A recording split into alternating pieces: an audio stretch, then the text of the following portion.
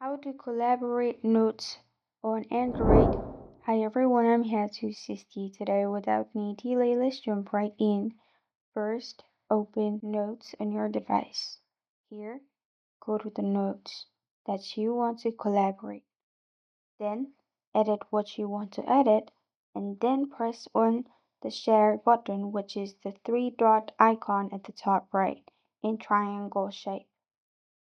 After you click on here, press on Share as Text, Share as Picture. In Android, there is no option to simply collaborate, but you can share as picture or share as text as you want.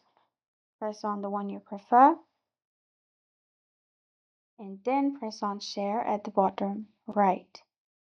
From here, you can directly share it to people through all the apps that is available in your device. And after you do this, you're good to go. This is how to collaborate notes on Android. Thank you for joining me today. If this video helps you out, please leave a like and subscribe for more. Got a question or want to suggest a topic? Comment below. Thank you for watching.